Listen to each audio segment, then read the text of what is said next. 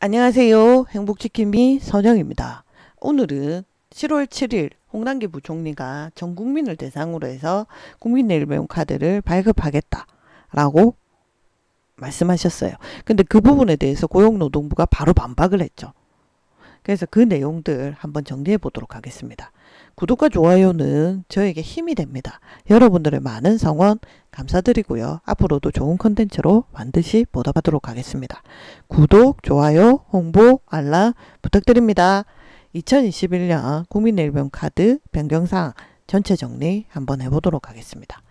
7월 7일 정부 서울청사에서 홍남기 부총리 겸 기획재정부 장관이 제40차 비상경제 중앙대책본부 회의 겸 제21차 한국판 뉴딜 관계장관회의를 열어서 국민 내일배움 카드를 전 국민으로 확대하겠다라고 발표를 했습니다. 그렇게 하고 뭐라고 하셨냐면 최대 500만원까지 5년간 지원한다. 개인당 그리고 공무원이나 사학연금 대상자 만 75세 이상 대학 재학생 일정 임금 이상의 대기업 종사자는 지원 대상에서 제외되고 있지만 앞으로는 누구나 다 카드를 발급할 수 있도록 하겠다라고 했습니다. 국민내일배움 카드는 고용노동부에서 취업하는데 역량이 부족한 분들에게 역량을 강화하는 목적으로 국비 지원을 해주는 카드입니다. 그런데 국민내일배움 카드를 발급받을 수 있는 대상은 전 국민이 아닙니다.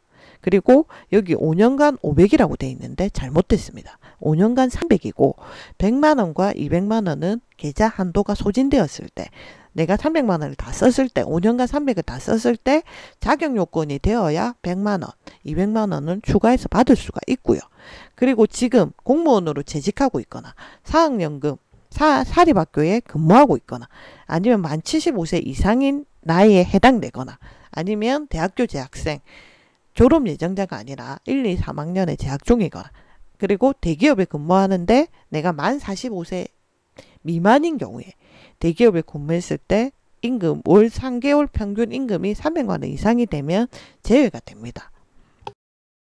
그런데 대기업에 다니시더라도 만 45세 이상이면 여기에 임금을 보지 않고 계좌 발급을 해주고 있습니다. 근로자 카드 형식으로 국민내일배움 카드 형식으로 하고 있고요.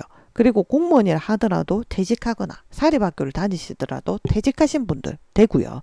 그리고 대학교 같은 경우에는 졸업 예정자는 가능한 걸로 되어 있습니다.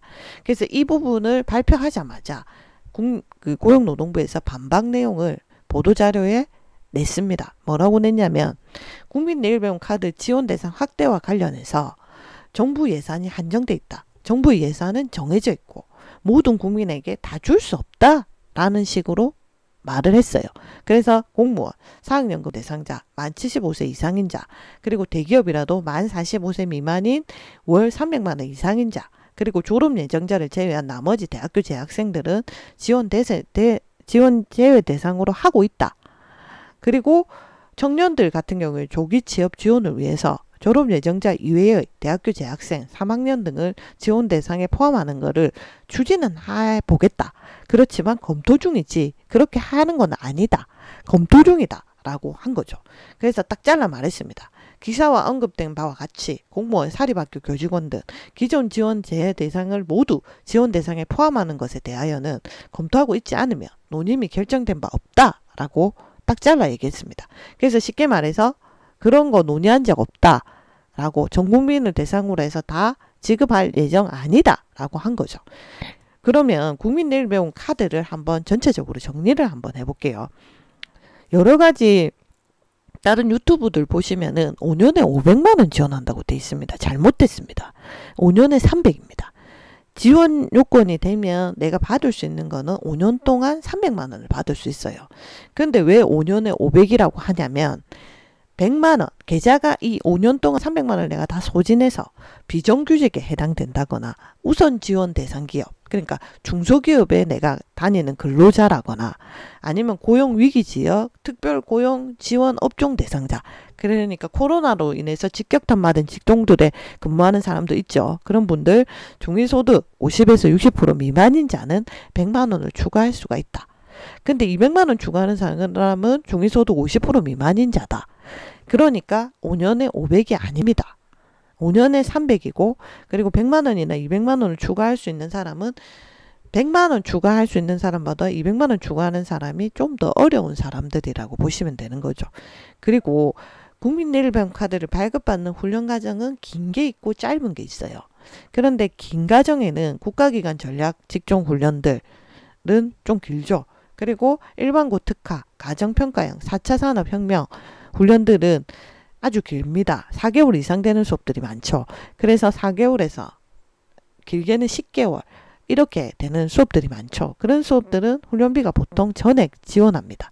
그런데 바리스타나 그 다음에 음식 만드는 거 한식이라든지 일식이라든지 중식 같은 거 있죠. 그리고 요양보호사, 회계, 사무, 임의용, 제과제빵, 간호조무사. 간호조무사는 길죠. 길지만 전액 지원은 하지 않습니다. 그 카드 계좌 한도만큼만 지원하죠. 그래서 본인 부담금이 금액이 많으면 발생할 수가 있는데 이런 경우에는 15%에서 55%를 내가 결제하는 경우가 생겨요. 그런데 15에서 55%의 자비 부담금은 어떻게 정해지냐면 직종의 평균 3년치의 직종 평균을 내요. 어떤 평균? 취업의 평균. 그래서 2021년도에 이 자비 부담금을 측정을 할 때 19년도, 18년도, 17년도의 직종 취업률 평균을 내서 높을수록 내가 부담금을 적게 내는 거예요. 그런데 내가 직종 취업률이 낮아. 그러면 많이 내는 거죠. 그러면 이거는 어떻게 할 수 있는데 한번 볼까요? 이거는 어떻게 하실 수가 있냐면 HRD 그러니까 네이버나 다음 같은 검색 엔진에서 이렇게 HRD라고 치면요. 고용노동부가 하고 있는 훈련 과정을 볼 수 있는 사이트가 있어요. 많은 분들이 워크넷하고 헷갈리시는데 워크넷은 이력서를 등록하고 그리고 직업심리검사도 하고 그리고 또 그 내가 단기 특강이나 단기 집단을 들을 수 있도록 해주는 사이트고요. 채용 공고도 보고 이런 사이트고 HRD는 훈련, 국비 지원을 받을 수 있는 사이트다. 훈련 과정도 검색을 하고 내가 훈련에 대해서 어떤 내용들이 있는지도 보고 취업률은 얼마나 되고 취업하는 연령은 어떻게 되고 이런 걸 보는 사이트가 HRD라고 보시면 돼요.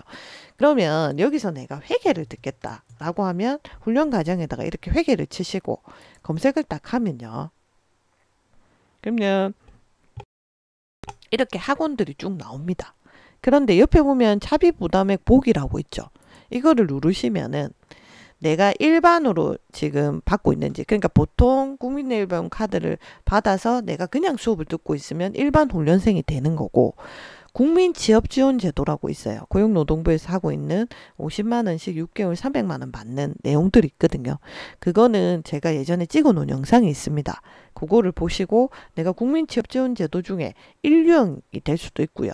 그리고 2유형 중에서도 저소득층 유형이 될 수가 있고 그리고 청년이나 중장년층이 있어요. 그러니까 국민취업지원제도가 1유형이 있고 2유형이 있고 2유형 중에서도 저소득층이나 특정 계층에 포함되냐 아니면 청년층에 되냐 중장년층에 되냐에 따라서 이게 금액이 달라집니다. 그리고 취업성공 패키지라는 게 국민취업지원제도로 바뀌었잖아요. 그러면 예전에 취업성공 패키지를 아직 안 끝내고 계속 하고 계시는 분들도 있을 거예요. 그런 분들을 위해서 여기 탭을 만들어 놓긴 했는데 아마 이기에 들으시는 분들 중에 수업 들으실 만한 분은 아마 지금은 없으실 거예요. 왜냐하면 국민취업지원제도로 바뀌었기 때문에. 그래서 내가 고용노동부의 국민취업지원제도를 통해서 수업을 듣고 있는 분도 있을 수 있고 아니면 내가 그냥 일반 국민내일병 카드를 발급받아서 그냥 수업을 들으시는 분도 있어요. 그래서 국민취업지원제도에 내가 1유형이냐 2유형이냐 2유형 중에서도 저소득층이냐 청년이나 중장년이냐에 따라서 자비부담금이 달라지고 그리고 국민취업지원제도에 참여하지 않고 내가 국민내일병 카드만 발급받아서 수업을 그냥 듣고 있어. 그러면 일반 훈련생이 되는 거죠. 그래서 요거를 체크하고 요거를 체크해 보시면 여기 내가 내야 될 돈이 나옵니다. 그래서 자비부담금을 그렇게 보시면 되거든요. 그렇게 보시면 되고 그리고 공급가행 직종이 있어요. 그 취업을 그러니까 이런 거죠. 공급가행 직종이 뭐냐면 예를 들어서 요양보호사라고 하면 내가 요양보호사 자격증을 따서 나와서 취업할 수 있는 자리는 10개밖에 없어.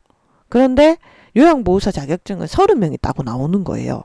그러면 공급가행 직종이 되는 거죠. 그러면 내가 5% 더 자비 부담을 추가로 발생시키겠다 이 말이에요. 그러면 15에서 55%보다 내가 5% 더 내야 되는 거지. 공급 과잉 직종에 해당되는 수업을 듣게 되면은 그렇게 보시면 되고, 그게 뭐가 있냐면 일반 사무, 그다음 회계, 요양보호사, 음식조리, 한식, 중식, 일식 요런 거 있죠. 그다음 공예, 그다음 바리스타, 그다음에 임의용, 제과제빵, 문화 콘텐츠 제작, 간호조무사, 이런 곳은 공급 과잉이다.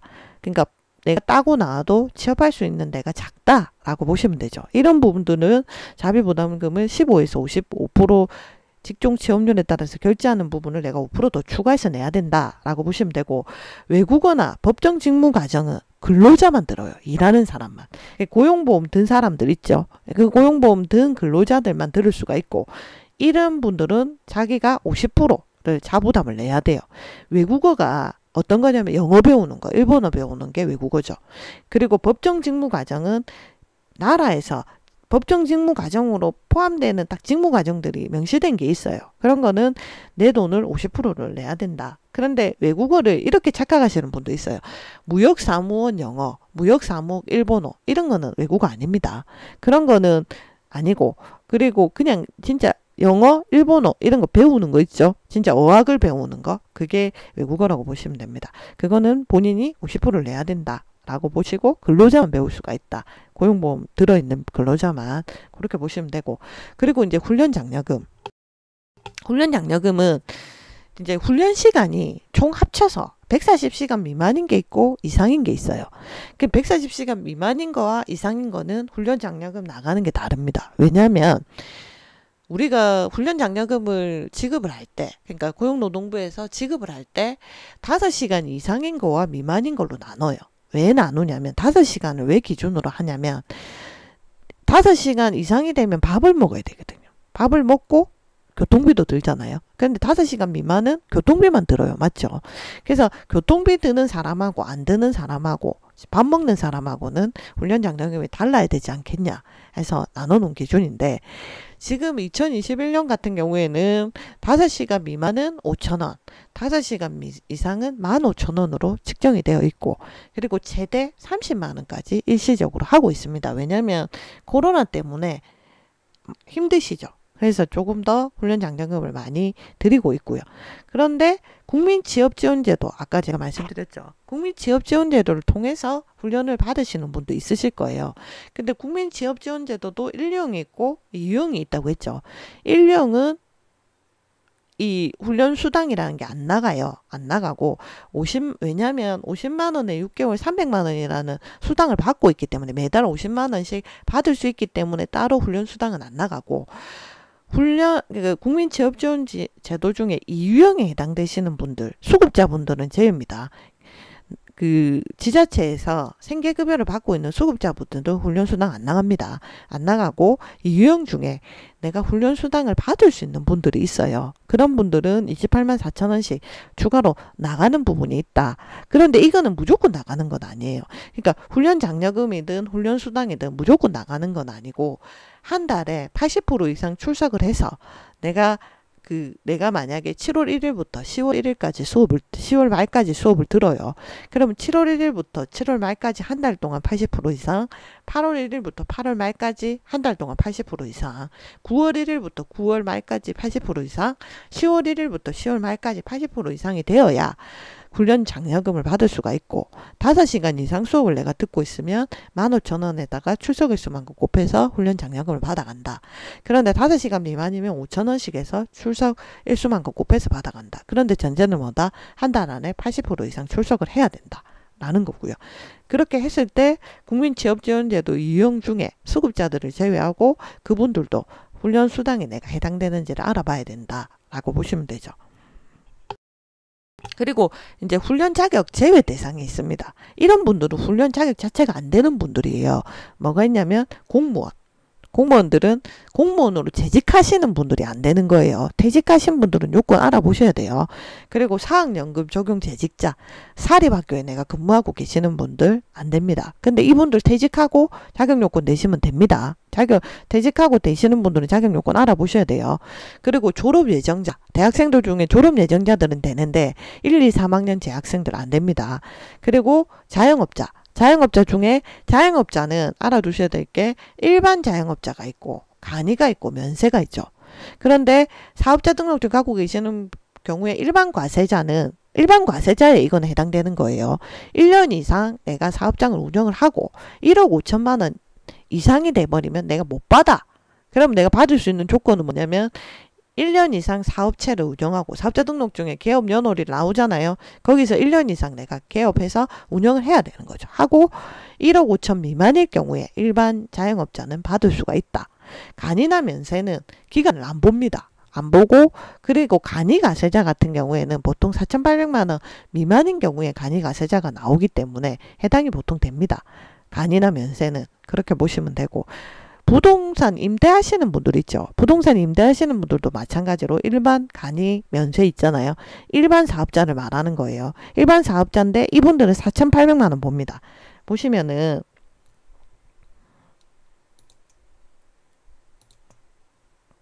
지금 보시면은 이제 영세 자영업자 같은 경우에 일반 사업자가 있잖아요. 그러면 이분들이 1년 이상이고 1억 5천 미만이 돼야 되는 거고 부동산 임대 사업자는 1년 이상이고 4,800 미만이에요. 4,800입니다. 이거 1억 5천 아닙니다. 부동산 임대는 4,800입니다. 4,800이고 간이나 면세는 사업기간과 매출액에 무관하죠. 그래서 요거 보셔야 되고 그리고 지금 실업자 같은 경우에는 만 75세 미만으로 제한돼 있습니다. 이게 몇 년 전에 법령이 바뀌었거든요. 예전에는 전 연령이 다 됐어요. 근데 만 75세 미만만 되기 때문에 75세 이상인 분들은 국민일병카드 못 받으십니다. 그리고 학교 재학생들은 졸업 예정자만 가능하고 그리고 1, 2, 3학년 안 되는데 방송통신대나 통신대, 사이버대학 그 다음에 이런 데 다니는 학생들 있죠. 그러니까 집체 교육 말고 온라인으로 수업 듣는 학교 다니는 학생들은 학년에 무관하게 참여가 됩니다. 그래서 그거는 알고 계셔야 될 것 같고요. 그리고 이제 또 제외대상을 보면은 아까 만 75세 이상 안 된다 했죠. 그리고 외국인들 기본적으로 안 됩니다. 근데 고용보험이 들어있는 외국인들 같은 경우에 외국인 자격 요건이 뭐냐에 따라서 달라져요. 그래서 그거는 그렇게 알고 계시면 되고 그리고 대기업을 다니더라도 만 45세 이상은 임금을 안 봅니다. 왜냐하면 만 45세 이상은 퇴직할 때가 얼마 안 남았기 때문에 제2의 직업을 준비해야 된다고 고용노동부에서 보는 거죠. 그런데 만 45세 미만은 3개월 평균 임금이 300만 원 이상이 되면 못 받아요. 미만은 가능한데. 그래서 정리를 하자면 내가 대기업에 다니고 있어. 근데 내가 만 45세 이상이야. 그러면 국민내일배움카드 신청하시면 되고요. 근데 만 45세 미만인데 월 300만 원 이상 받아. 그러면 안 됩니다. 그런데 내가 월 3개월 평균을 냈는데 300만 원 미만이야. 그러면 된다고 보시면 되고요. 그리고 특수형태 근로자. 특수형태 근로자는 고용보험이 안 들고 3.3% 떼는 근로자죠. 그런데 이제 특수형태 근로자들도 고용보험을 들겠다 의무적으로 이렇게 고용노동부에서 발표를 했죠. 그래서 이런 분들은 그러니까 보험 설계사라든지 대리기사라든지 방문 판매원 이런 분들 있잖아요. 이런 분들도 월 3개월 월급 명세서를 보고 300만 원 이상이 되면 이런 분들도 발급을 못 받아요. 그런데 내가 3개월 평균이 300만 원보다 작아. 그러면 특수형태 근로자라도 보험 설계사나 방문 판매원이나 대리기사라도 된다라고 보시면 되고요. 그리고 정부 지원 훈련 과정 수강 중인 자. 다른 기관에서 내가 시청에서 훈련하고 있는 거 있거든요. 시청도 이런 훈련합니다. 이런 훈련을 내가 받고 있어. 그러면 안 된다는 거죠. 그러니까 다른 정부기관에서 내가 훈련을 받고 있으면 중복으로 안 된다라고 보시면 되고요. 그리고 훈련 수강 횟수가 국민내일배움카드를 발급받을 시점에 3회 이상 들은 적이 있어요. 그러면 안 됩니다.